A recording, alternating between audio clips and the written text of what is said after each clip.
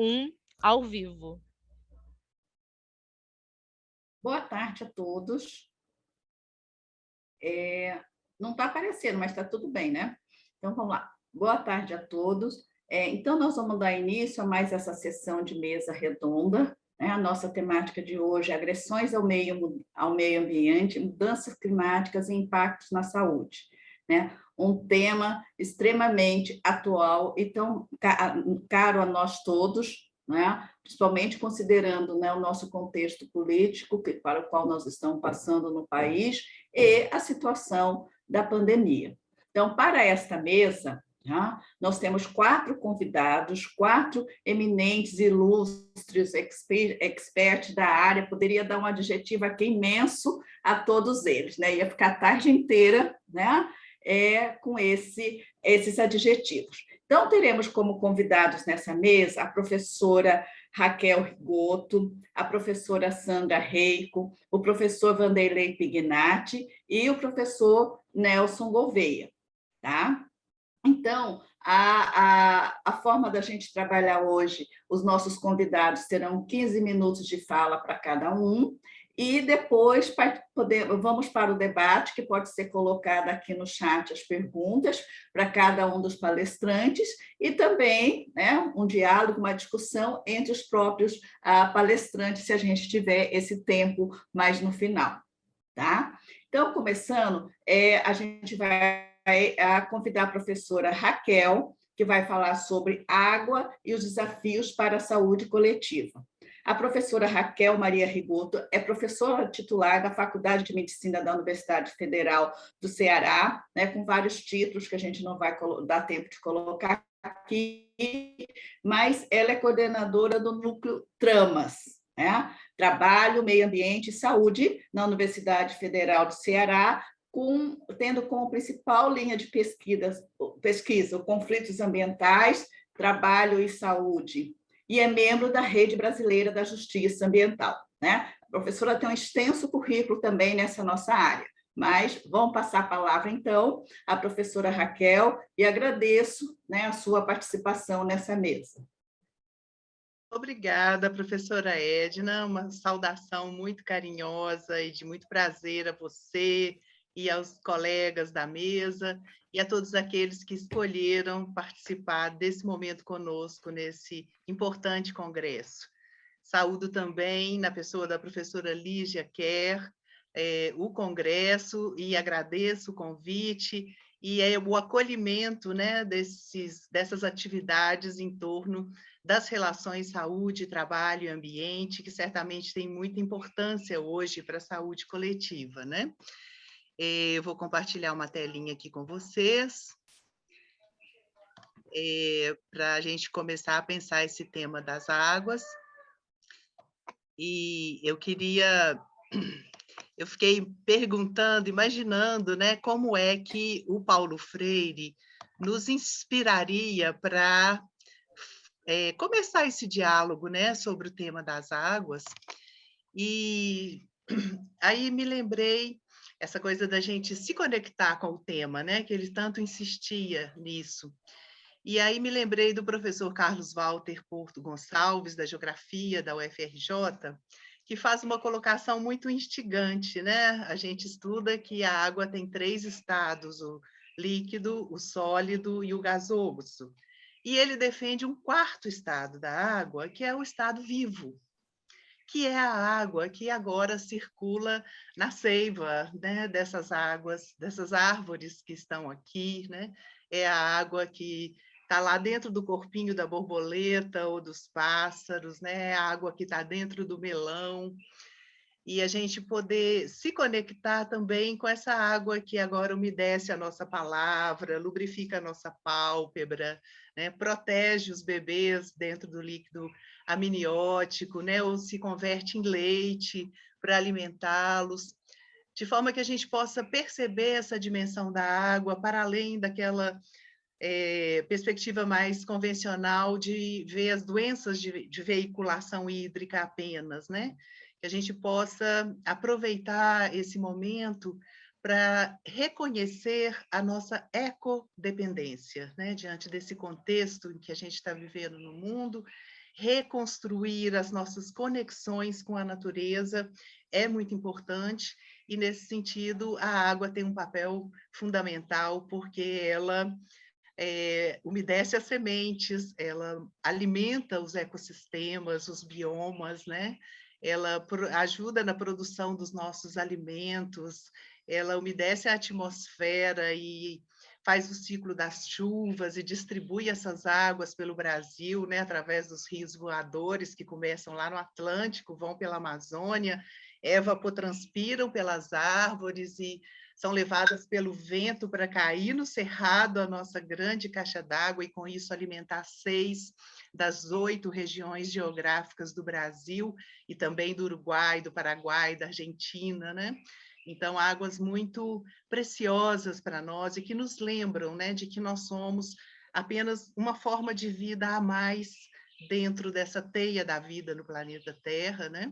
E uma forma de vida que tem consciência e, portanto, tem responsabilidades em relação a essas formas de vida, né?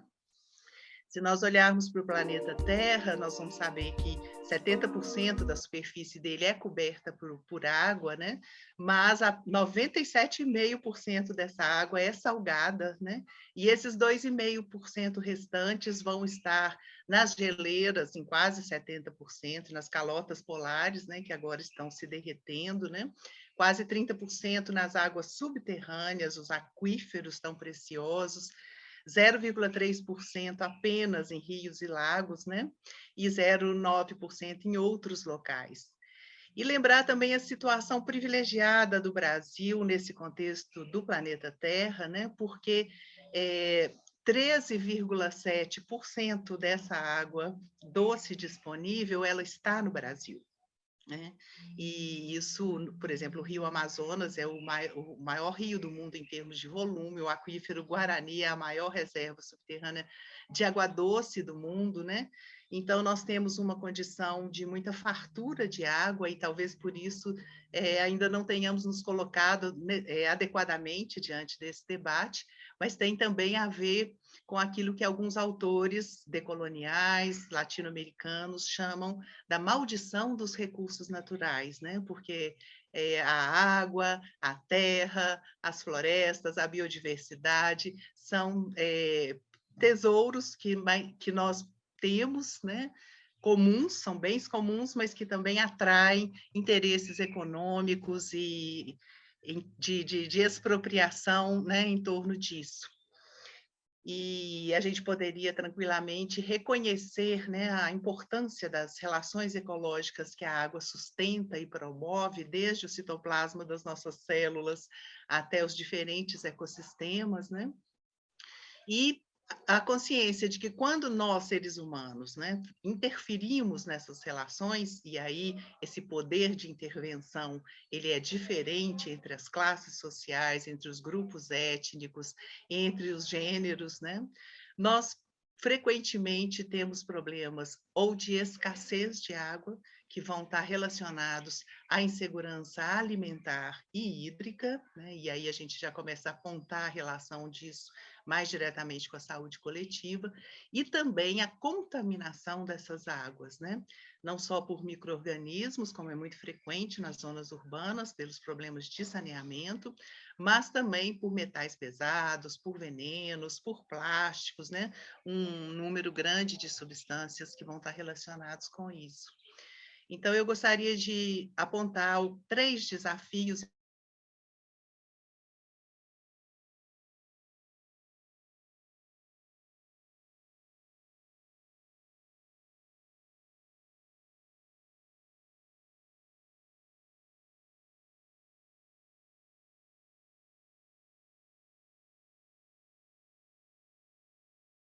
É a Raquel que travou ou é aqui? Foi ela. Foi ela?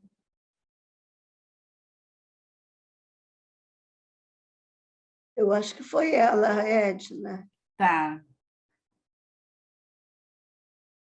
Ô, Elisane, você tem aí parece que Retornou. retornou. Abre o microfone, Raquel.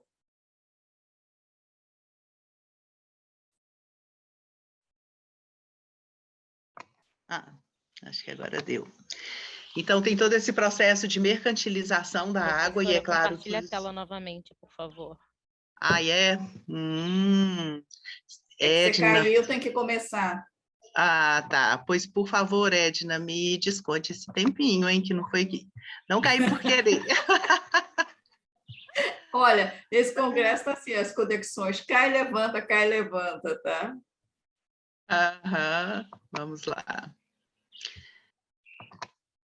Pronto. Então,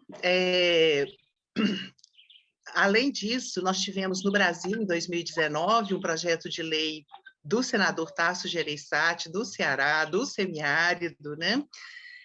Que agora é uma lei, e que estabelece que, a partir de 2022, os serviços municipais de abastecimento têm que abrir suas propostas de licitação para a prestação do serviço de saneamento, não apenas para empresas públicas, né, mas também em termos de injustiça ambiental, em termos de não disponibilizar a oferta dos serviços em água, em áreas onde não vocês estão me ouvindo?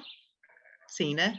Tá. Em áreas onde não a relação custo-benefício não é interessante para eles, né?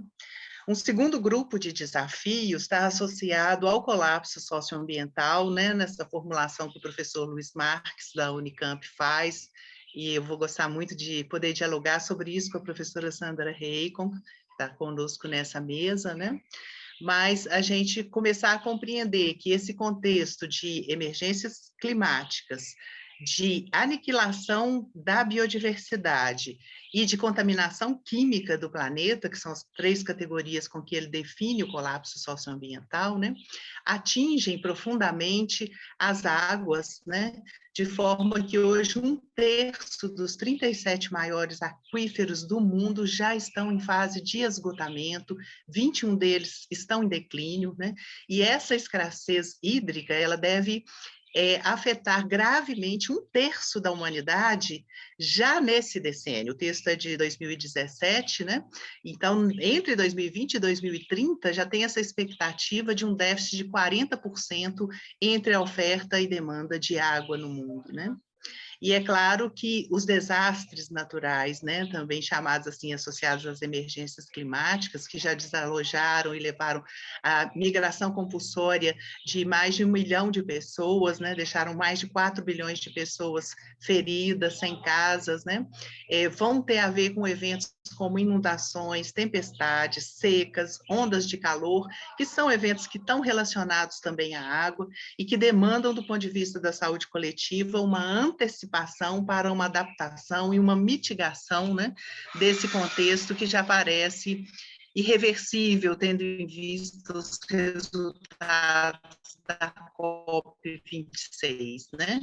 Aí, alguns dados, né, vendo que com o aquecimento de 1,5 grau do planeta, nós teríamos 3,3 bilhões de pessoas em estresse hídrico no planeta, né? E um terceiro e último grupo de desafios diz respeito ao regime extrativista, né, que orienta, norteia o modelo de desenvolvimento no Brasil, em vários outros países da América Latina, do Sul global, né? E que envolve a priorização de atividades como a grande mineração, como o agronegócio, tanto na sua vertente agrícola como pecuária, e o Estado no fornecimento das condições e de infraestrutura necessárias a esses empreendimentos, né? Das barragens, das hidrelétricas, das hidrovias, dos portos, né? Mas também nos retrocessos da legislação trabalhista, ambiental, sanitária, como a gente tem assistido com tanta dor, né, no nosso país nesses últimos tempos.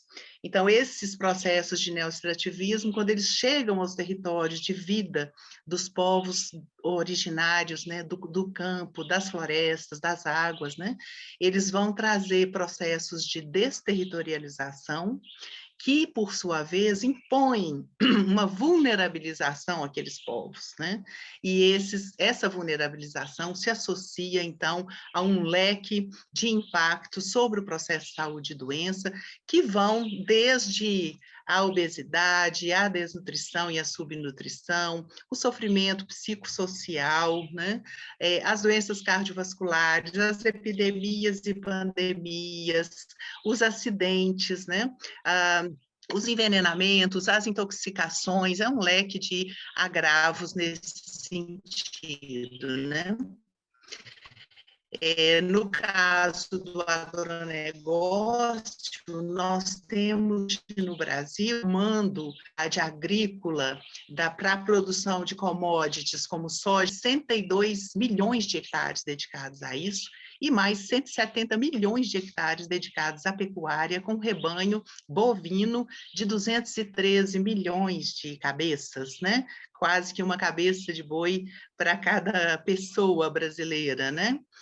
E nessa dimensão, o consumo de água da agricultura irrigada é absolutamente indignante, porque são 941 mil litros de água por segundo em 2019, segundo dados da Agência Nacional das Águas.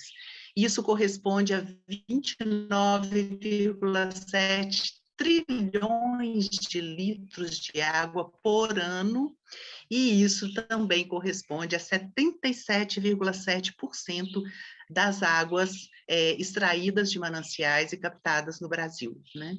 Então, nós temos uma profunda concentração do consumo de águas nesse setor econômico, né?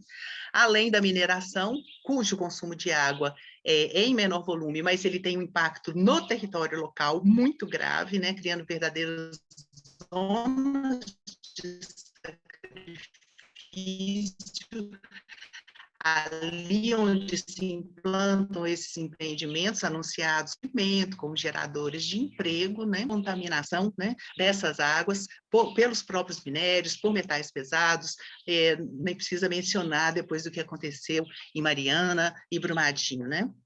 Então, eu gostaria de convidar, né, todos os nossos companheiros e companheiras do campo da saúde coletiva a refletirmos sobre essa dimensão da água no nosso contexto atual, na sua relação com a saúde, né, e a nos engajarmos, né, numa defesa da água enquanto um bem comum, né, que não é passível de privatização, né, porque ele é necessário a todas as formas de vida, a água como um direito humano, porque a ONU já reconheceu isso há décadas, né? A água como elemento constituinte do território, a água como alimento, né? Porque ela é a fonte de toda a produção da alimentação humana, vegetal e animal, né? E, quiçá, a água como sagrado, como Ailton Krenak tem nos convidado a reconhecer, né? A água como um ser vivo, portador de direitos que precisam ser respeitados por nós. Eu agradeço e me coloco à disposição para conversar mais em seguida.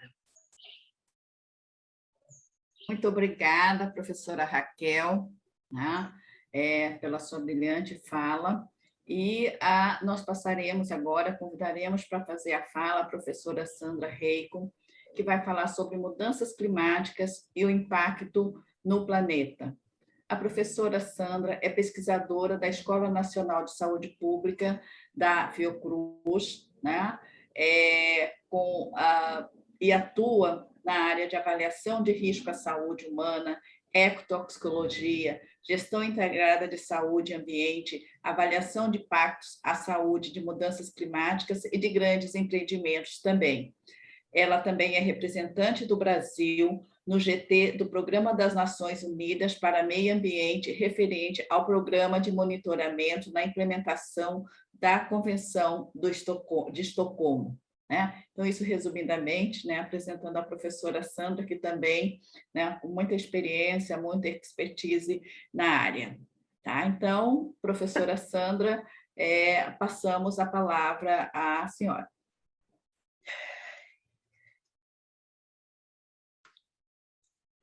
Muito obrigada, Edna, meus colegas. É um prazer estar aqui compartilhando com vocês esse evento e a possibilidade da gente conversar um pouquinho, né, sobre esses grandes problemas mundiais, mas que no Brasil, principalmente nos últimos 2 anos, tem que se agravado muito.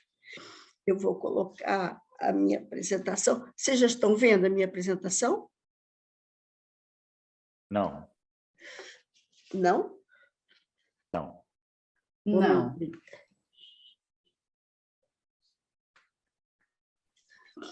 Ué, por que não? Ai. E agora? Tem. Agora sim, né? Bom, eu vou falar um pouquinho sobre os impactos das mudanças climáticas, sobre a saúde humana, de um modo geral. Bom, agora vamos ver se eu consigo passar, né? Opa! Bom, no finalzinho da década de 90, início da década de 2000, nós já discutíamos, né? O mundo já discutia a questão das incertezas das mudanças climáticas. Eu acho que todos possivelmente lembram, né, de alguns ícones da pesquisa brasileira que diziam que mudança climática não existia, que isso era uma questão mais de sonho ou de perspectiva, mas não realidade, né? E hoje, tomando por base o último relatório das questões físicas do IPCC, nós sabemos que nós estamos diante de uma crise climática que está presente em todos os continentes do planeta, né? Esse slide ele mostra exatamente o que estava acontecendo na primeira década, a partir dos anos 2000, né? E que nós tivemos, inclusive, em Santa Catarina, um desastre terrível em 2007, 2008. E, então, desde essa época até os dias atuais, realmente nós temos uma grande lacuna do que nós brasileiros, avançamos, né, nesse contexto. A questão da saúde, até 2007, ela era muito superficial nos relatórios do IPCC. Somente a partir de 2007 é que a questão da saúde passou a ser comentada, ainda de forma superficial. E nessa época, E nessa época nós tínhamos poucos artigos publicados, né? Poucos artigos publicados. Mas, a partir de 2007, nós começamos, aí o mundo inteiro, a ter um boom de publicações e a saúde passou a ser valorizada em relação às mudanças climáticas, né? Nós tivemos uma importante iniciativa no governo passado, referente à Rede Clima, que foi fundamental para que esse boom de artigos e de discussões e de eventos fosse realmente tomassem a pauta governamental. Então, a mudança climática, ela refere-se a uma mudança sistemática do clima em escala global e regional, ao longo do tempo. Então, se nós temos uma temperatura hoje de 30 graus, amanhã temos 25, depois temos 27, né? Numa série temporal de 1, 2 anos, isso não é mudança climática. A mudança climática, nós temos, ao longo do tempo, uma série temporal, e esse ao longo do tempo deve ser em torno de 30 anos. E essas variações, elas referem-se a ventos, temperatura, umidade relativa, né, com médias históricas. Bom, além dos processos naturais, como, por exemplo, as variações da intensidade de luz solar, nós temos, e já está confirmado, a ação do homem na responsabilidade pelas mudanças climáticas, né? A partir da Revolução industrial, iniciada na segunda metade do século XIX, 18 e 19, né, na Inglaterra, nós começamos, e vários pesquisadores começaram a apontar exatamente a mudança sistemática da temperatura relacionada com o aumento das concentrações de CO2. Bom, dependendo do continente, são os fatores determinantes dessas mudanças climáticas são diferenciados. No nosso caso, no Brasil, os principais fatores responsáveis, né, que incrementam os gases de efeito estufa, e que a Raquel já colocou, é exatamente a política de uso do solo, a política agropecuária, principalmente. Nós temos também uma urbanização desordenada, que, junto com uma política de transportes que não funciona, que não atende às necessidades da população brasileira, e embora nossa política energética ela não acrescenta, ela não contribui e muito com a questão da mudança climática. Por quê? Porque nós temos uma base ainda de energia, a base hídrica, né? Mas o absurdo que está acontecendo agora, por exemplo, com as termoelétricas funcionando. Esse contrato vai até 2025 e nós estaremos aí responsáveis, né, e pagando por essa contaminação e o aumento da emissão de gases de efeito estufa, como o metano, o CO2, o NOx e por aí vai. Bom, desde 1600, entre 1600 e 1900, né, a gente começa a observar um aumento das concentrações de carbono na atmosfera. Hoje, essa concentração ela chega a 412 ppm. Então, a gente pode ver nesse gráfico, né, um crescimento linear entre temperatura e concentração de CO2. Bom, nós já temos várias evidências do aquecimento global, né? As concentrações de dióxido de carbono, como eu já coloquei, a redução dos glaciais, principalmente nos últimos 2000 anos, um período bem mais quente, principalmente na nossa região norte e centro-oeste, o nível do mar aumentando mais rápido do que era esperado nos últimos 3.000 anos, a cobertura do gelo ártico menor do que qualquer outro período dos últimos 1000 anos, e o aquecimento dos oceanos. Em qualquer momento desse fim da última era de gelo, nós temos também a acidificação dos oceanos, né, trazendo sérios problemas para nossos recursos naturais. Bom, aqui, esse gráfico ele mostra exatamente as possibilidades que nós temos. Se nós não fizermos nada, que é o chamado business as usual, ok, não se faz nada, o que vai acontecer? Bom, nós chegaremos às concentrações de 1000 ppm de CO2. Isso não vai permitir que a gente continue habitando a Terra, o nosso planeta, né? Então, e é por isso que o protocolo da França, né, de Paris, quando ele foi assinado, a proposição era se manter no máximo até 1,5 grau. Isso refere-se a ações imediatas que nem ninguém, né, realmente hoje está implementando de forma que a gente já consiga ver o resultado dessa implementação. E, com isso, nós temos, obviamente, impactos à saúde que já começam a se fazer presente em todos os continentes.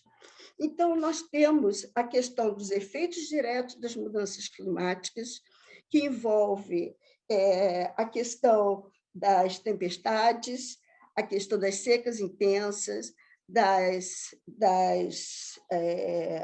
dos alagamentos, ondas de calor, que estão cada vez mais severas e no menor espaço de tempo. Nós tínhamos ondas de calor, a partir do ano 2000, mais ou menos a cada 5 anos. Nós estamos tendo ondas de calor nos últimos 3 anos, anualmente.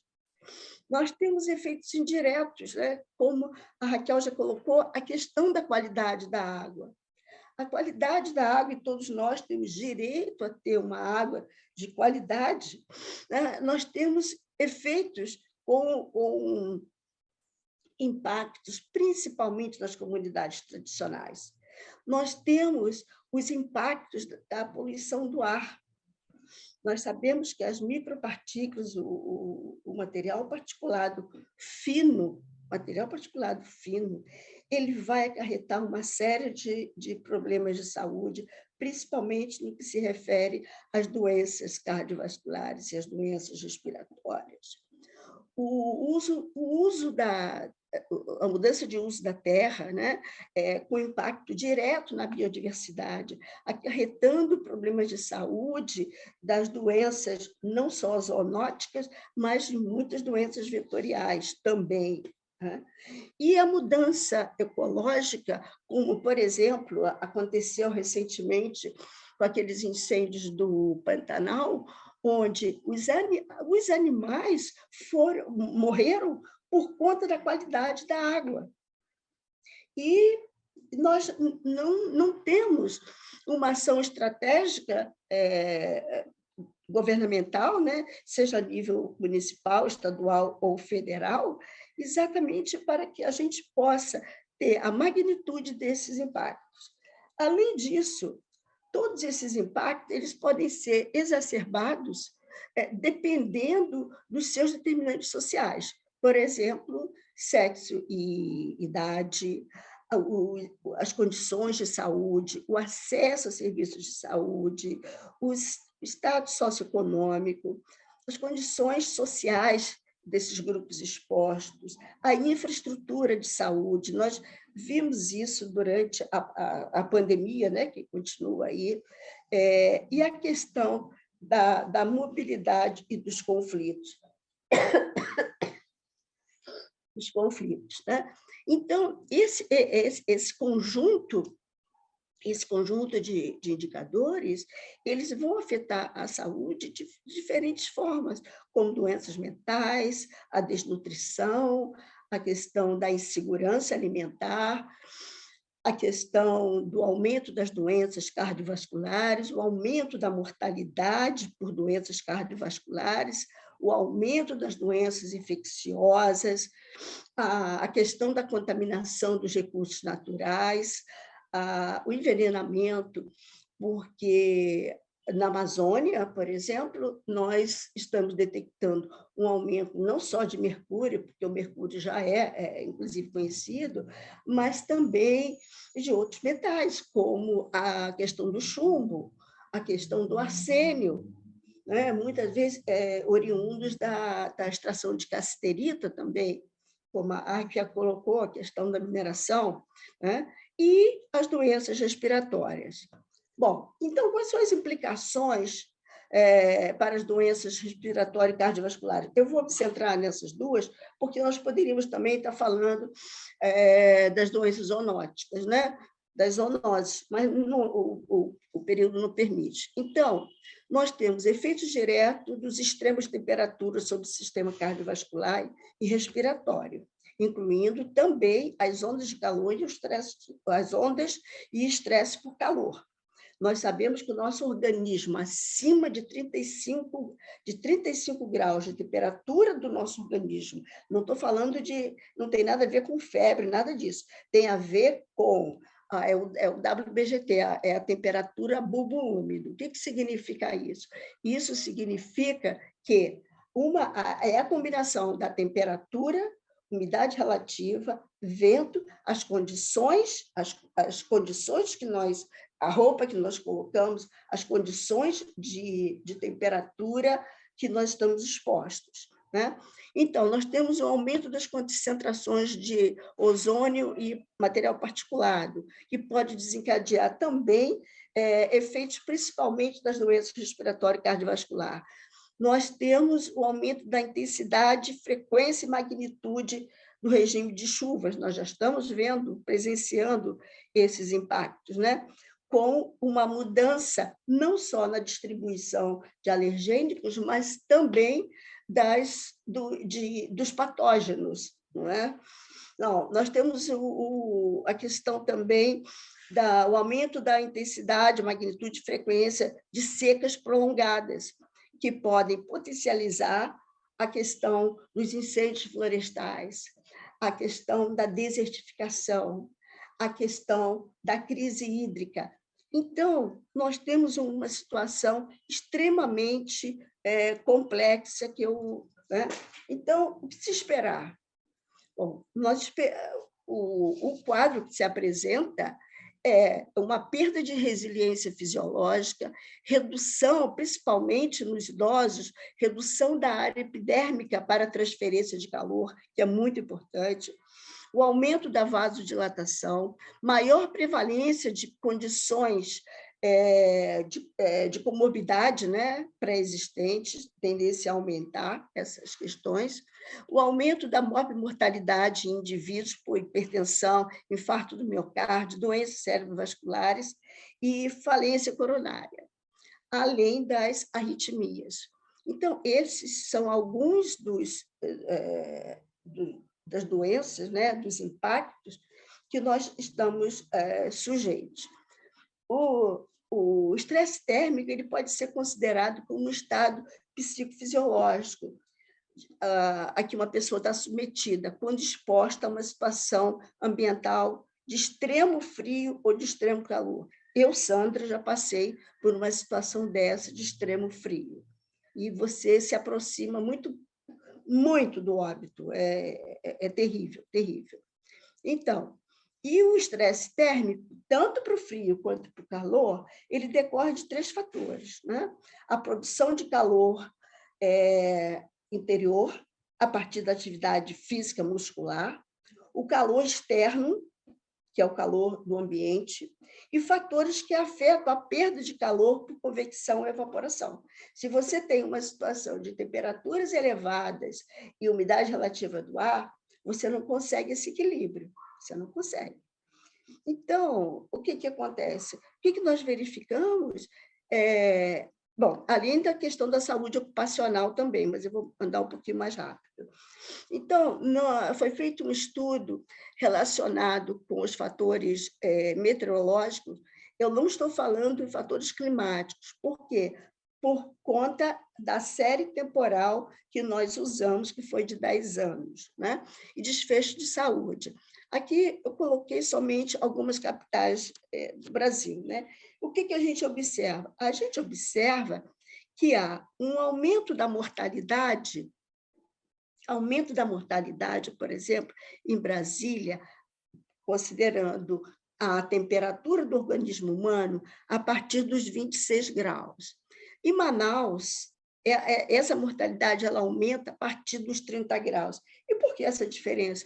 Porque a gente sabe, aliás, acabei de chegar de lá do Amazonas, né, que é um calor desesperador, mas a população ela está um pouco melhor adaptada do que, por exemplo, Belo Horizonte, que você tem a partir de 25 graus, você já tem um aumento da mortalidade.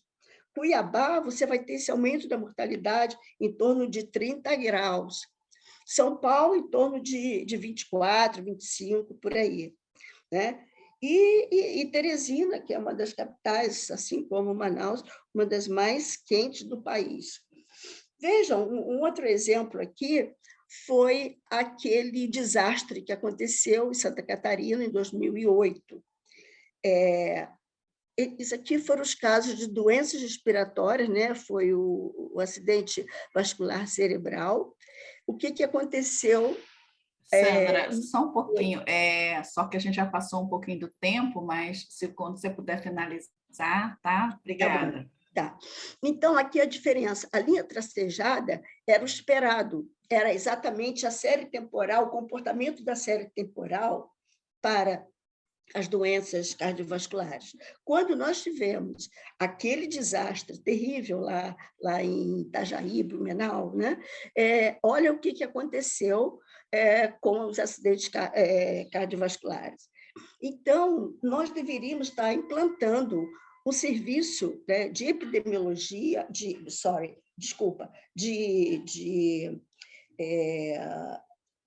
agora até me perdi. Bom, a gente deveria estar implantando um serviço de monitoramento e ações específicas para determinadas regiões do país.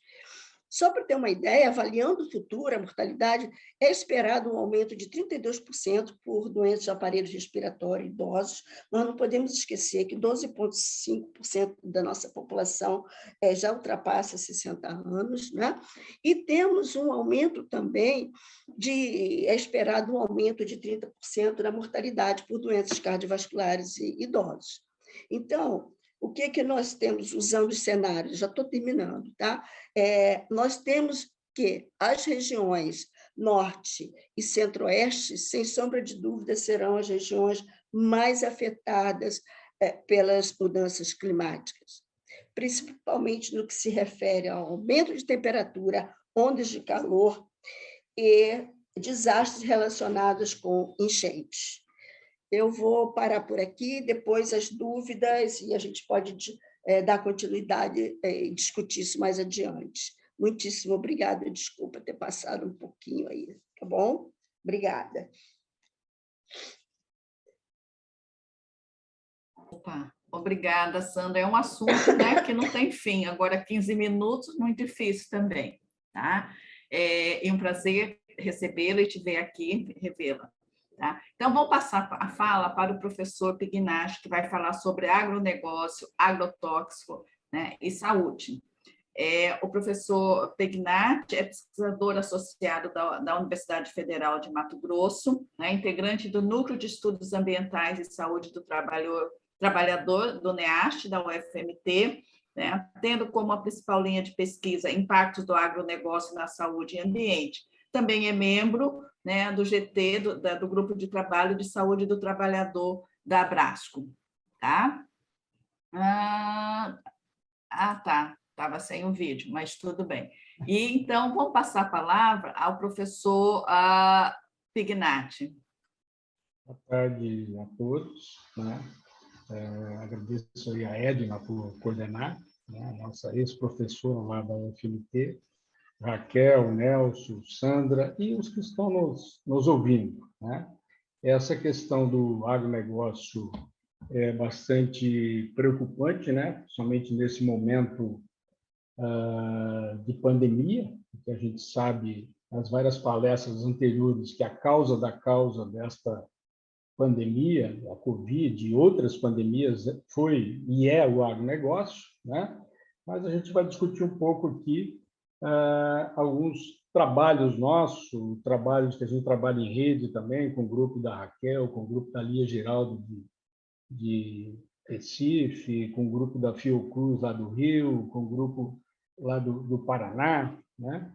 E esses trabalhos têm mostrado que esse agronegócio, né? Que agronegócio é o que a gente chama assim, é a comercialização e produção, né, de produtos agrícolas, né? Só que esses produtos agrícolas, seja de soja, boi, milho, algodão, arroz e suíno, eles viraram ultimamente uma mercadoria, né? Então a gente chama commodity, mas são mercadoria, né? E isso tem por trás toda uma cadeia desse agronegócio, né? E traz bastante risco à saúde e ao ambiente, né? Essa cadeia, desde a questão do desmatamento, né? Depois você tem a indústria da madeira, a pecuária, a agricultura, o transporte e armazenamento disso, de todos esses produtos, e depois a agroindústria em si, né? Transformação da soja em óleo, em farelo, a indústria que eu chamo assim de suíno, que são os frigoríficos e as granjas, né? De suíno, de boi, de ave, de peixe, de camarão, quer dizer, a agroindústria, né? E todos eles, em todo elo dessa cadeia produtiva, né? A gente vai ter um impacto, primeiro, na saúde dos trabalhadores, porque sem trabalhador não tem produção, né? São os acidentes de trabalho, seja de tipo, de trajeto, ocupacional, né? E o segundo impacto é o que a gente chama assim na população, né? São os agravos da população, né? Onde ficam os sequelados, mutilados, com câncer, né? Os que pegaram malária, leishmaniose no desmatamento, os que pegaram LER, antigamente é LER, hoje é DORT, nos frigoríficos, que é muito, doenças mentais nos frigoríficos, que é bastante aumentado, né? Então, aí, esse segundo impacto, né? E o terceiro impacto é na questão do ambiente como um todo, né? Que são danos ambientais, né? Desde a contaminação dos alimentos, contaminação da água, bastante séria ultimamente, que a Raquel disse aí, mas a água está bastante contaminada, não só com agrotóxico, com fertilizante químico, com metais pesados que vêm do fertilizante químico, né? E medicamento, usa-se muito medicamento no agronegócio, né? Para tratar os bois, os suínos, as aves, né? Isso, depois as fezes são mal tratadas, isso sai na água, né? E então esse terceiro impacto que eu chamei, que é os danos ambientais, é bastante sério no nosso meio, né? Isso tudo para produzir o que eu chamo assim produtos de commodities para exportar, né? Se a gente pegar aí que a gente tem hoje 36 milhões, esse é o último dado de 2020, 36 milhões de hectares de soja, 18 de milho, 13 de cana, né? Isso no Brasil, né? Aí vai lá para arroz 2, né? Feijão 4, né? Algodão 2 milhões de hectares, trigo 4, mas pasto 80 milhões de pastais, né? Que vão caber aí 213 milhões de cabeças de bovino, né? Isso tudo diminuindo, inclusive, a produção de arroz e feijão que vai na nossa mesa, né? Ultimamente, inclusive, nós tivemos que importar feijão e importar arroz porque está exportando, né? É uma contradição, muitas contradições desse agronegócio, né? Caríssimo, o boi caríssimo, a carne suína, a carne bovina, ovos muito caro, arroz, né? Arroz, 5, 6 reais um quilo de arroz, né? É um absurdo, né? E a grande contradição é justamente é um país que um dos maiores produtores de alimentos, entre aspas, né? Que virou commodities, né? E nós estamos chegando na era da fome novamente, né? Na era da desnutrição novamente. A gente já entrou na era da fome e da desnutrição, principalmente agora agravada, né? Já vinha há uns 3 anos e agora agravou bastante com a questão da Covid, né? Do desemprego e fome, né? E como é que pode, né, a gente ter quase um boi por habitante e a gente não ter como comprar carne bovina, né? Pelo contrário, né? Tem açougue, quem começou primeiro, o lugar que mais produz boi no Brasil, né? São mais de 30 milhões de cabeças de boi, distribuiu ossos para a população, né? A população mais, a gente chama assim, mais vulnerável, né? Comendo açougue, distribuindo osso, né? Então, quer dizer, é um país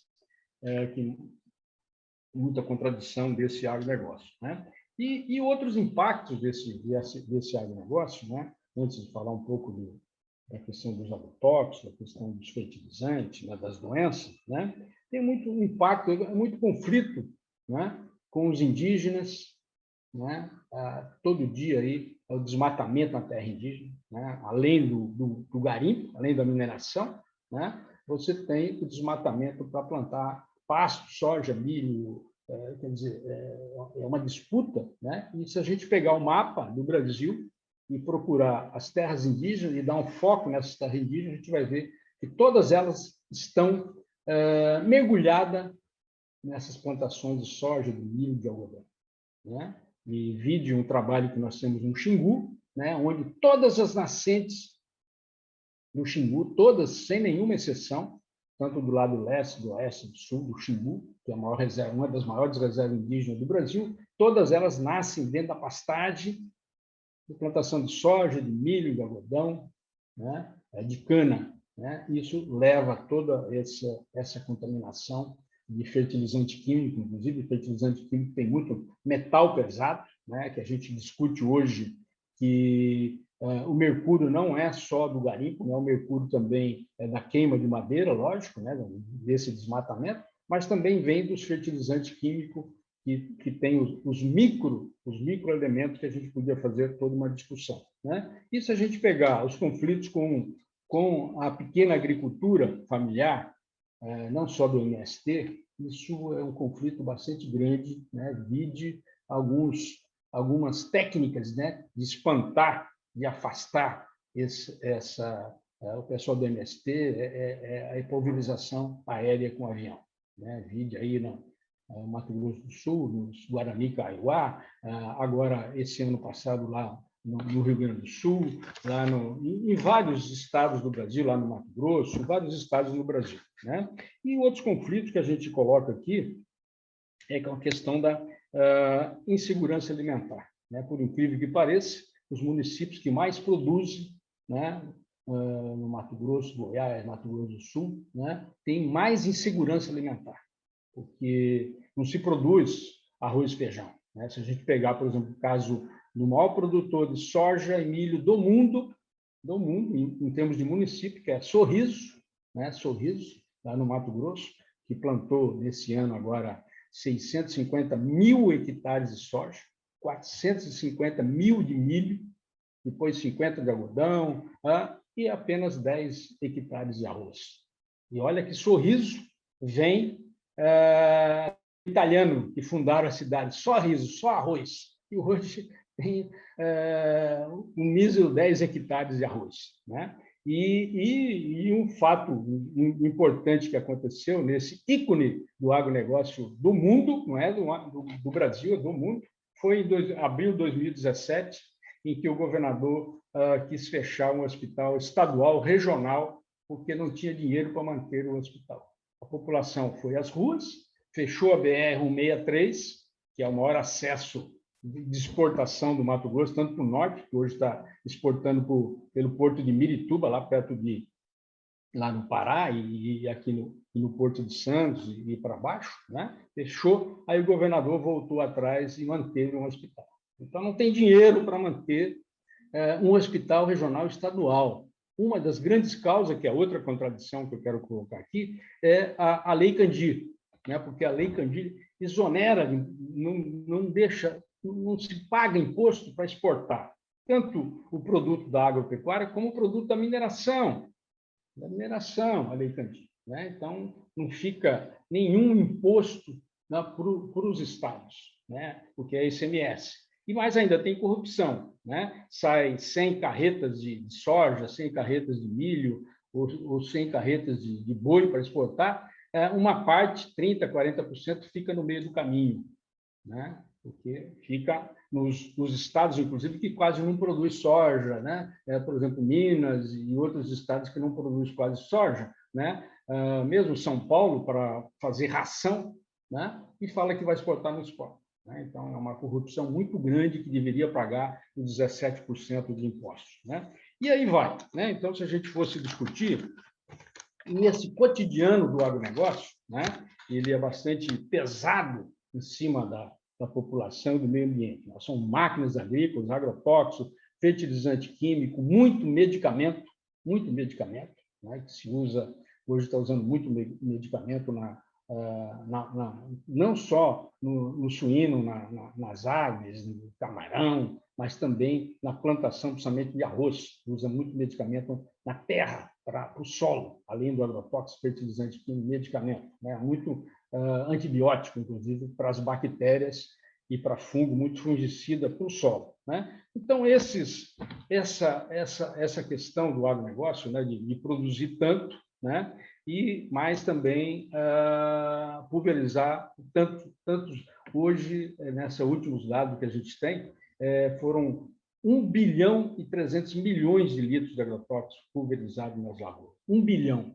Se cada litro, isso de produto comercial, se cada litro se dilui em 100 litros de água, vai ser 130 bilhões de cauda tóxica colocado na nossa lavoura todo ano. Imagine isso, como não vai contaminar o solo, vai contaminar o lençol freático, inclusive os aquíferos. Hoje, grande parte dos aquíferos, principalmente o aquífero Guarani, que é um dos maiores dele, está bastante contaminado. Nós estamos com uma pesquisa lá, pesquisando isso, lá junto, inclusive, com a Universidade da Unemat, lá de Cáceres, né?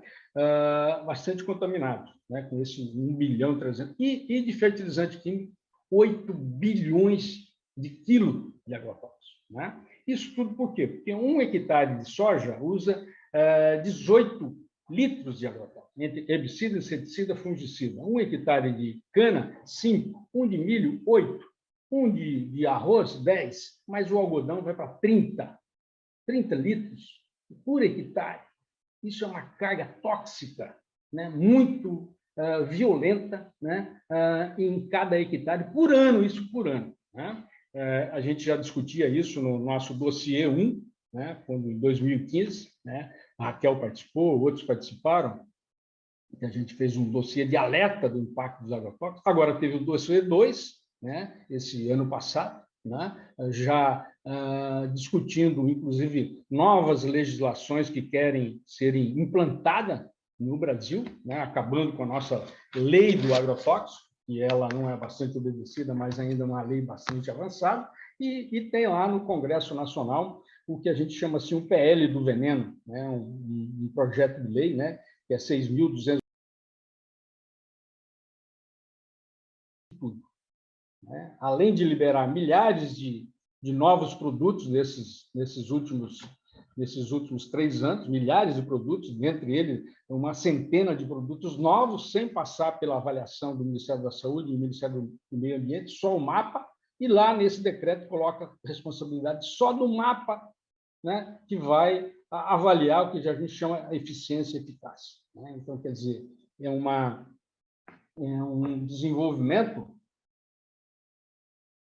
eu nem chamo de desenvolvimento, né, é uma destruição, né, da natureza, né, com esse modelo do agronegócio, né, e que cada vez se liberam mais, cada vez mais a gente vive aí o desmatamento que está acontecendo, né, é um dos maiores destruidores da natureza, o agronegócio, junto com a mineração, junto com a indústria petrolífera, junto com a indústria química, né, junto com as indústrias urbanas, né, é um dos maiores contaminadores e destruidor da natureza, né? Então, a gente precisa prestar atenção no que a Raquel disse, o que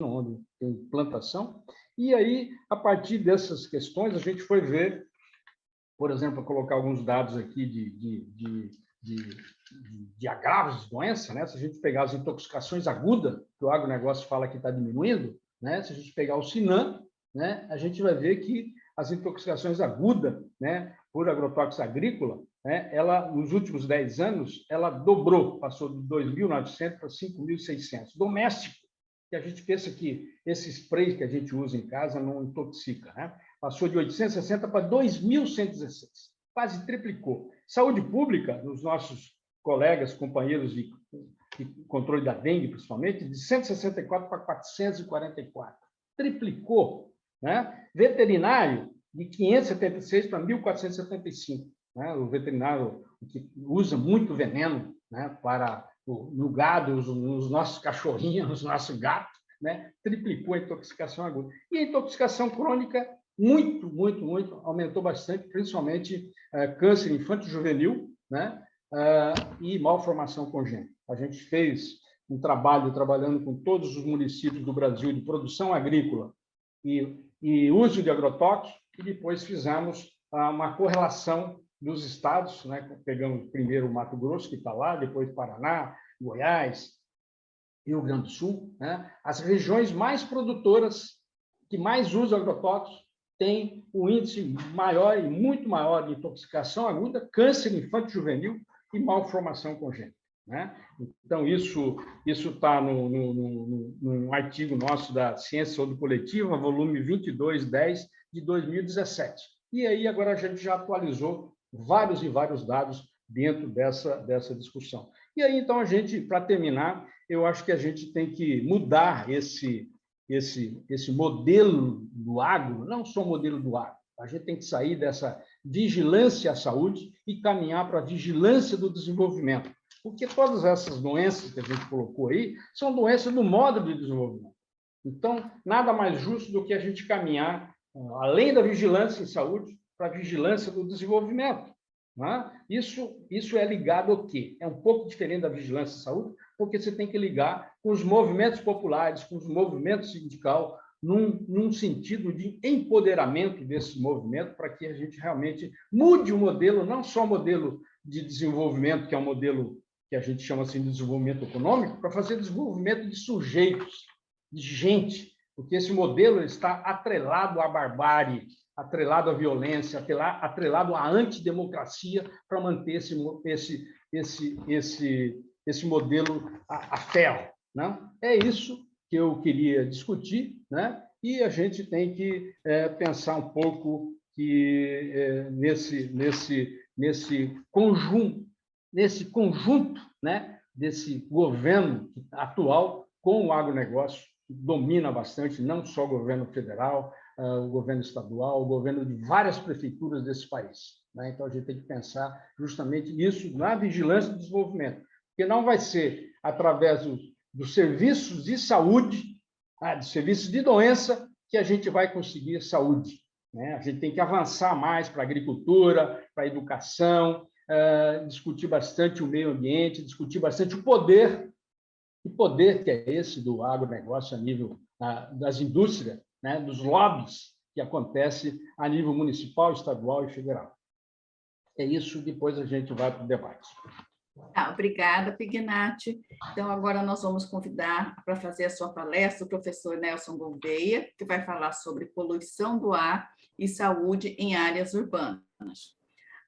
O Nelson é professor titular e chefe do Departamento de Medicina Preventiva da Faculdade de Medicina da USP, né? E tem como temas de pesquisas a poluição do ar, mudanças climáticas, poluição eletromagnética, contaminação química, poluição das águas e sistema de informação geográfica. O Nelson também é membro do GT de Saúde e trabalhador da Abrasco. Nelson, então, passo a palavra para você e agradeço mais uma vez a sua participação. Vocês estão vendo a minha apresentação, não? Sim. Sim? Só colocar no modo de apresentação, né? Ok? Sim. Bom, então, obrigado, Edna, pela introdução, obrigado por estar organizando aqui essa mesa, agradecer também ao comitê organizador, a Lígia Kerr e todos os componentes aí que organizaram esse congresso de epidemiologia da Abrasco, e saudar aqui meus colegas, né, de longa data, Vanderlei Pignatti, a Raquel Rigoto e a Sandra Rey, com quem a gente já interagiu, nós todos aqui já interagimos várias vezes. E parabenizar também a seleção dessa mesa específica, até por trazer temas tão variados, né, mas ao mesmo tempo tão conectados, né? A gente está falando de poluição do ar, das águas, a questão dos agrotóxicos, que na verdade poluem as duas coisas, a água e o ar, além dos alimentos, né? E o tema das mudanças climáticas, que eu costumo dizer que é o problema ambiental síntese aí de todas as agressões que a gente faz ao ambiente. Mas eu vou me ater então aqui à poluição do ar e saúde em áreas urbanas, né, que é o que me foi pedido, e começar destacando aqui, né, por que poluição do ar é importante, por que a gente está falando disso hoje. Bom, alguns anos atrás, na verdade, cerca de 3 anos atrás, a OMS já colocou, né, a Organização Mundial da Saúde, via também a Organização Pan-Americana de Saúde, que 9 em cada 10 pessoas do mundo estavam respirando ar poluído. Tá? E isso, na verdade, muito provavelmente piorou, porque recentemente, cerca de 1 a 2 meses atrás, a OMS lançou os novos guias de qualidade do ar, né, os padrões sugeridos de qualidade do ar, diminuindo, né, os níveis que seriam considerados como aceitáveis de qualidade do ar, e, por consequência, muito mais gente, então, passou a estar respirando ar poluído aí, no mundo inteiro. Então, é um número, na verdade, assustador. E eu destaco aqui o que o diretor-geral da OMS, o Tedros Adhanom, colocou aqui, que a poluição do ar ameaça a todos, mas as pessoas mais pobres e marginalizadas enfrentam a maior carga. E eu vou voltar nisso logo mais aqui durante essa apresentação.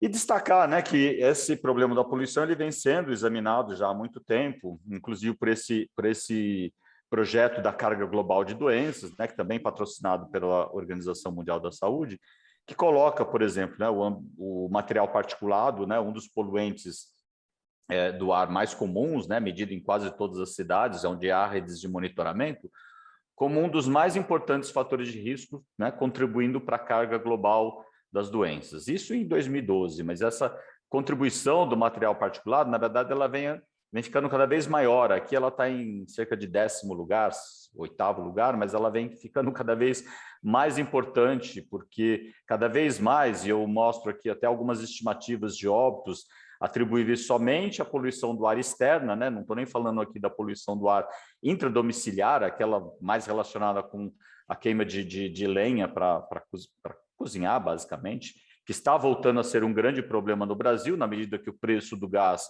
está extremamente alto, abusivo, e muita gente está deixando, então, de usar gás ou usando álcool, né, o que é ainda mais perigoso, mas também queima de combustíveis de biomassa, né, para cozinhar. Então, esses números aqui, né, vêm sendo atualizados periodicamente e mostram a importância, né, da poluição do ar como um importante contribuidor para a carga global de doenças.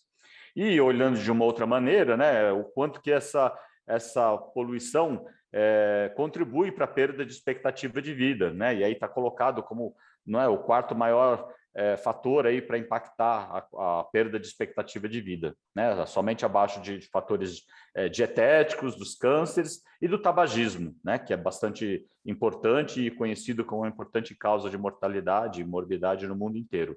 E logo depois vem a poluição do ar, então mostrando a importância, né, da poluição. E claro, a poluição do ar, ela, né, a gente tem estudos, né, bastante estudos já realizados no mundo inteiro e no Brasil especificamente, e eu trago esse trabalho aqui relativamente recente desse State of Global Air, que fez um facsímile aqui do que vem acontecendo no Brasil, né, colocando dados mais relativos à nossa realidade, né, 66 mil óbitos atribuíveis à poluição do ar em 2017, uma perda de expectativa de vida de aproximadamente 6 meses, mas principalmente mostrando aqui o quanto de cada um desses vários causas de óbito aqui, o quanto que seria atribuível à poluição do ar. Então, por exemplo, 22% de todas as mortes por doença pulmonar obstrutiva crônica no Brasil podem ser atribuíveis à exposição crônica à poluição do ar. 17% de todos os casos de diabetes, 11% dos infartos do miocárdio, 10% de todos os cânceres de pulmão, 7% dos AVCs, né, dos acidentes vasculares cerebrais no país, podem ser aí atribuíveis à poluição.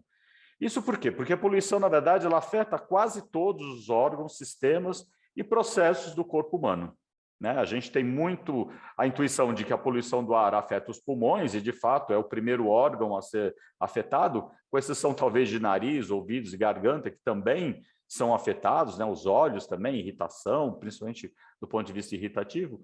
Nos pulmões, a gente tem uma série de efeitos já bem documentados, né? Do efeito da poluição para doenças respiratórias, né? Mesmo doenças infecciosas, e eu vou falar um pouquinho mais disso ainda hoje também, né? Mas bronquite, a DPOC, que eu acabei de mencionar, e mesmo câncer de pulmão. Em segundo lugar, é bastante conhecido também o efeito da poluição do ar nas doenças do coração, né? As doenças isquêmicas, né? O infarto agudo do miocárdio, as arritmias, né? Uma das mais importantes causas de óbitos da população, né? Também tem uma contribuição bastante grande da poluição do ar. Mas ela afeta também o nosso sistema vascular, de modo geral, né? Levando à aterosclerose e, consequentemente, acidentes vasculares. Ela pode atuar na pele, né, trazendo alergias, eczema, o próprio processo de envelhecimento da pele também pode ser atribuível, em parte, à exposição crônica à poluição do ar. Atua no nosso metabolismo, de maneira geral, né, e está muito relacionada com o aumento da prevalência do diabetes na população, com outras disfunções metabólicas. Também já é bastante conhecido um efeito no sistema reprodutor, né, em mulheres gestantes, né, aumenta o risco de um parto prematuro, de uma criança com baixo peso ao nascimento, de restrições do crescimento infantil e até de malformações congênitas. E mais recentemente, vários estudos mostrando também uma ação da poluição do ar no nosso sistema nervoso central, né? Está relacionado com demência, até com o mal de Alzheimer, com déficit de cognição, déficit de aprendizado em crianças também. Existem estudos mostrando o efeito da poluição nessas situações, e várias outras doenças neurológicas e também psiquiátricas. E até não está aí nessa figura que eu tentei criar aqui para caracterizar os efeitos da poluição, mas há também estudos mostrando efeitos no sistema esquelético, né? Osteoporose, que é um mal aí que afeta boa parte da população mais idosa, também há algumas evidências já, não é algo ainda tão consolidado, mas já há algumas evidências mostrando que ela também atua, a poluição do ar também atua no processo de osteoporose. E em relação à Covid, né, eu falei de doenças infecciosas pulmonares, né, e como a gente está ainda no meio de uma grande pandemia, né, a maior pandemia dos últimos 100 anos, quando logo que começou a Covid, a pandemia de Covid, surgiu também bastante indagação, e a poluição do ar. Na verdade, a primeira coisa que se percebeu foi uma diminuição nos níveis de poluição do ar em muitas cidades, por conta da quarentena, né, do isolamento que muitas cidades aplicaram. Mas o que se tem em relação à poluição do ar e Covid, na verdade, passa por dois caminhos. Um é pela própria ligação, né, o material particulado, que é produto da combustão incompleta, né, do carbono, que está na atmosfera e que a gente respira, ele está muitas vezes na forma de aerosóis, e a formação desses aerosóis são partículas que incluem metais, podem incluir metais pesados, podem incluir micro-organismos variados, inclusive o vírus, né? O coronavírus pode se ligar a essa partícula de material particulado e vai fazer com que esse vírus permaneça mais tempo no ar, tenha mais chance de alcançar outros indivíduos. Então, existe toda uma área de estudos tentando mostrar essa conexão entre poluição do ar e a disseminação da Covid, por conta desse aerosol aí do material particulado, na qual o vírus, né, o SARS-CoV-2, se acoplaria, né, e teria mais chance de estar, né, chegando nas pessoas. Embora seja interessante, é ainda algo muito preliminar, não se tem tanta evidência sobre esse possível papel, né, do aerosol junto com o vírus na disseminação da doença. Mas já tem bastante coisa mostrando, bastante estudos mostrando que a exposição à poluição do ar, do ponto de vista, né, de uma exposição aguda, ela leva a um aumento da atividade inflamatória, né, tanto no nível local, no pulmão, mas também sistêmica, e isso contribui para a atividade do vírus, que também tem um papel de aumento, né, a tal da chamada a tempestade de citoquinas, né, que é muito comum nos pacientes que desenvolvem, acaba contribuindo para desenvolver quadros mais graves da doença, né, da Covid-19. Mas a exposição crônica à poluição do ar, ela também tem um papel importante, porque, primeiro, ela está associada, como eu acabei de mostrar, com uma série de doenças que eu colocaria aqui como as chamadas comorbidades, que vão contribuir, aí são fatores de risco para um pior prognóstico dessa doença, né? Ela diminui a função pulmonar das pessoas, doenças como a doença pulmonar obstrutiva crônica, e também facilitam aí a instalação do vírus e um agravamento dessa doença, e tem um papel também, né, bastante estudado já, claro que isso tudo é muito laboratorial, né? Mas também do ponto de vista de resposta imunológica, né? Não só para Covid-19, mas para qualquer outra infecção, como pneumonia e outras infecções bacterianas. Essa resposta imunológica, na verdade, ela é por conta da ação da poluição do ar, principalmente do material particulado, na desregulação dessa resposta imunológica.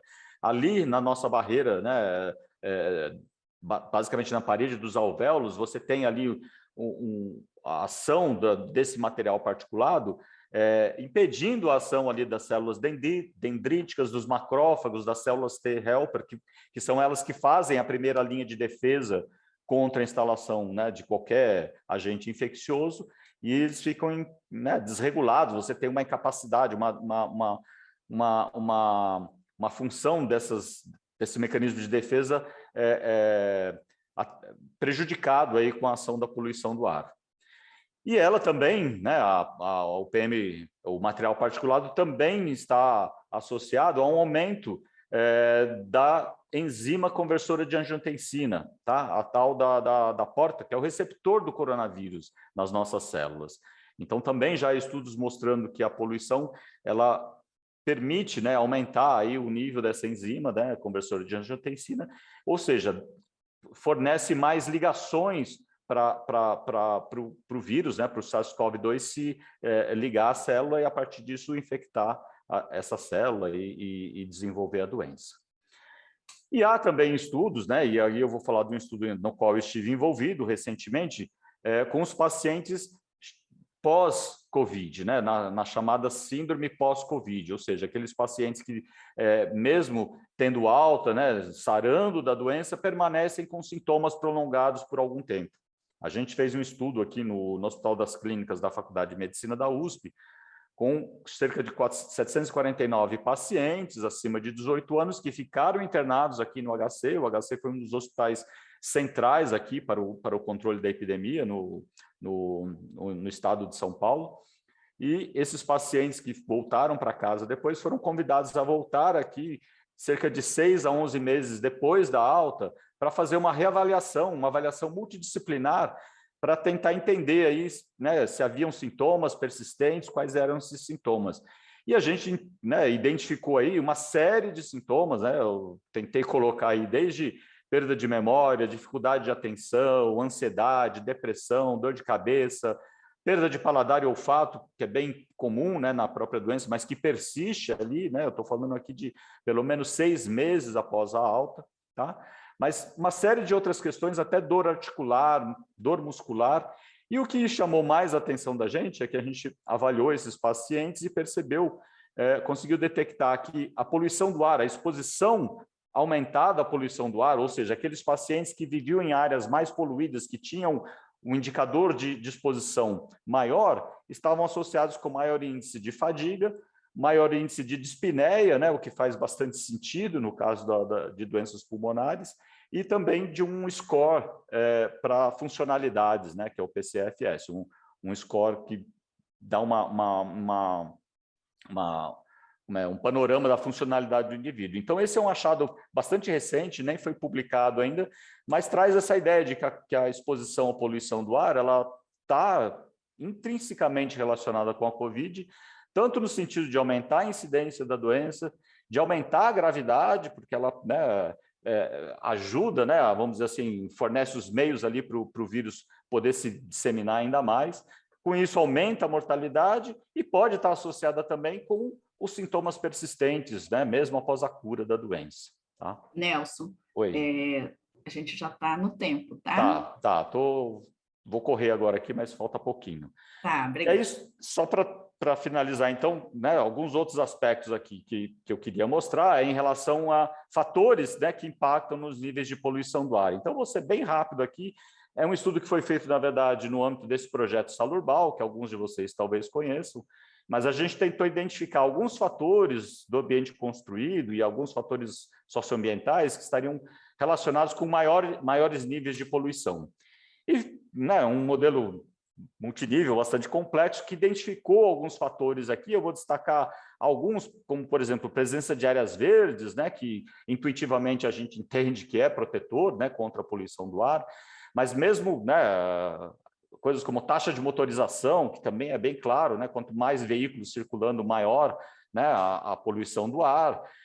E alguns fatores protetivos, como, por exemplo, você ter uma infraestrutura de transporte de massa, né, como BRT, metrôs, trens urbanos, diminui esses níveis de poluição. Ou seja, existem informações hoje em dia que permitem dizer, né, informar o gestor, né, o que as cidades podem fazer, o que é possível fazer para diminuir essa poluição do ar, né? Ter mais áreas verdes, melhorar as condições de tráfego, inclusive com ciclofaixas, né, utilizando transporte ativo e investimento em transporte de massa. E, para finalizar, só um outro aspecto da poluição do ar, que também não é muito destacado, mas que, retomando lá o que o Tedros Adhanom, eu destaquei na fala dele lá no comecinho da apresentação, esse contexto de poluição do ar e justiça ambiental. Eu vou pular aqui, isso é uma revisão da literatura que a gente fez, né? Também está para sair publicado agora, mas que no fim foram 21 artigos, né? Sendo bem rápido aqui, que a gente conseguiu identificar para a América Latina, né? A gente focou aqui basicamente na América Latina. Uma parte desses estudos trabalhou basicamente com exposição e mostrando que sim, você tem maiores concentrações de poluição do ar, geralmente em áreas mais socialmente desfavorecidas, né? Em populações onde moram as populações mais pobres. E do ponto de vista de efeito, que tem estudos que só trabalham com a exposição, se a exposição é maior ou menor. E tem outros que avaliam efeitos, né, de vários desenhos diferentes, com vários desfechos diferentes, e que, de modo geral, aqui não há tanta como é que chama? Concordância como na exposição, mas também maior impacto, em geral, para aqueles indivíduos de menor renda ou em áreas, né, em áreas mais pobres, os estudos mais ecológicos. E aí, colocando, né, esse aqui eu vou pular, porque não vai dar tempo de falar, mas só trazendo aqui, então, a importância da poluição do ar para áreas urbanas. Primeiro, que os riscos, na verdade, são muito mal distribuídos, são distribuídos de forma desigual, como quase tudo, né, na área da saúde, que é importante conhecer essas diferenças, né, essa desigualdade, até para pensar em políticas públicas um pouco mais melhor desenhadas, melhor adaptadas para essa realidade. E lembrando que o direito ao ar limpo é um direito humano também, é um direito humano básico.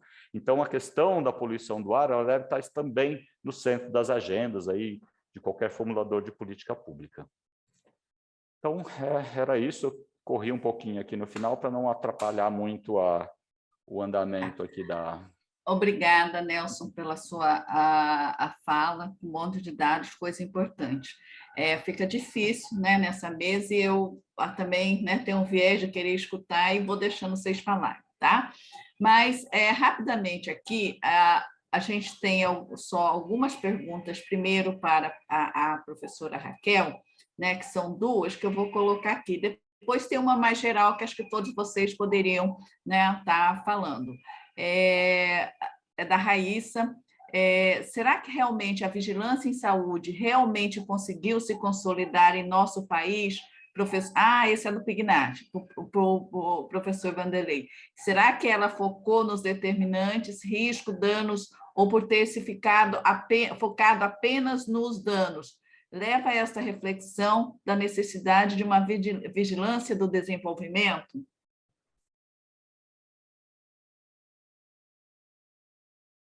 É para o Pignat, não é para a Raquel.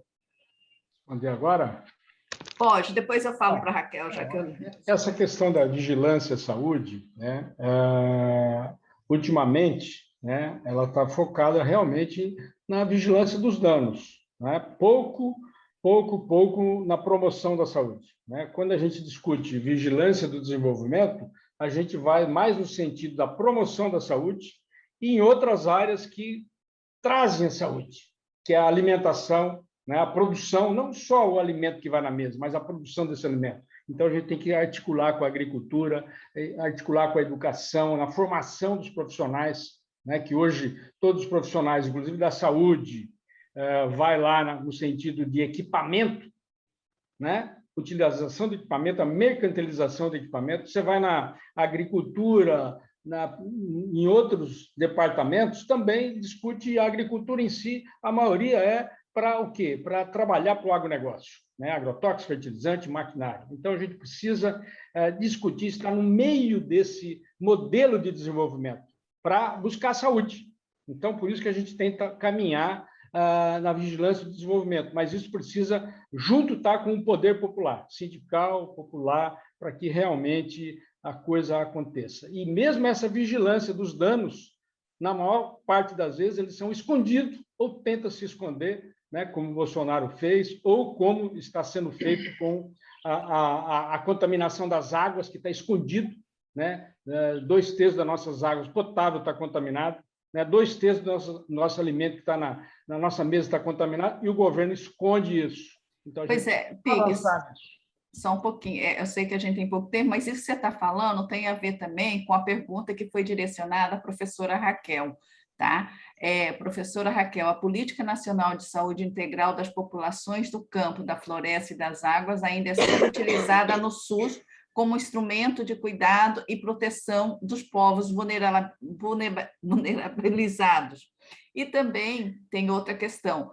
Como o setor saúde, professor Raquel, pode intervir na problemática da água de forma que isso gere impacto na saúde coletiva, não restringir dessa atuação a prescrições de condutas individuais para serem seguidas pela população? Raquel, se você conseguir comentar isso rapidinho. Vou tentar, Edna.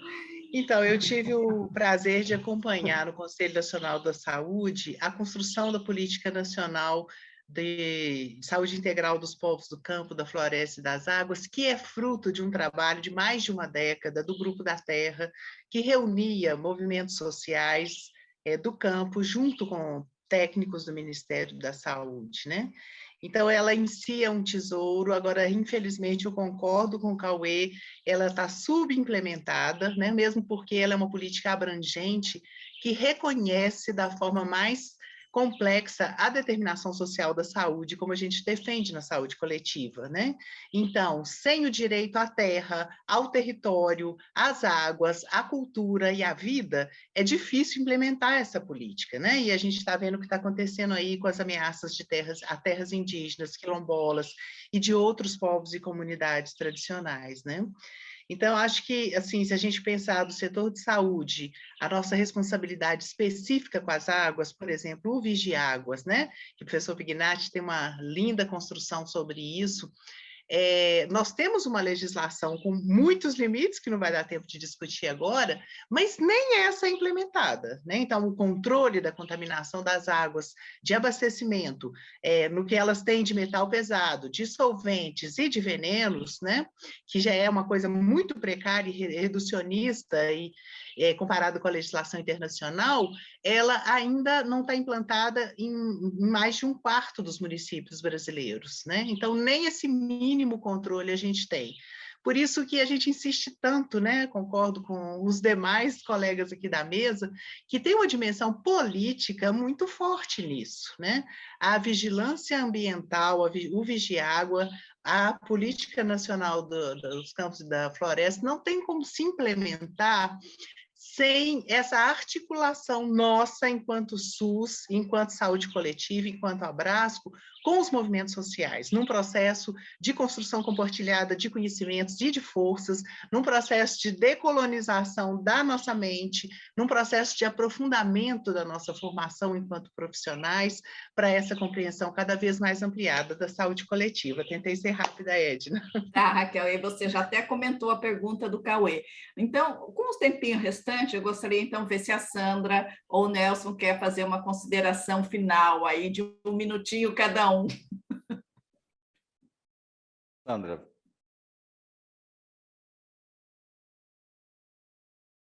Bom, primeiro quero agradecer mais uma vez essa possibilidade de estar junto com vocês e discutindo, porque, na verdade, tudo isso que foi colocado converge para o mesmo ponto. Mas eu concordo plenamente que promoção da saúde nós não estamos fazendo.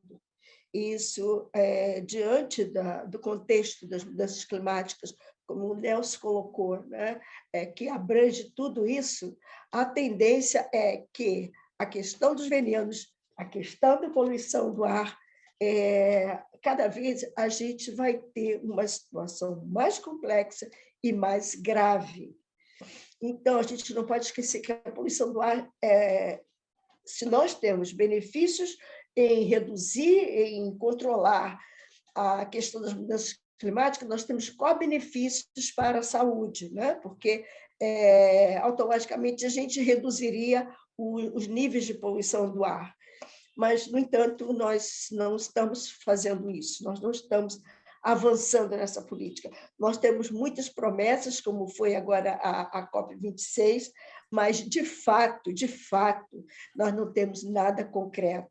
E o mesmo se dá com a questão dos agrotóxicos, que, como vocês já colocaram também, os agrotóxicos, eles são o envenenamento das águas, do ar, e isso aí, tudo isso convergindo para o mesmo ponto, a qualidade de vida.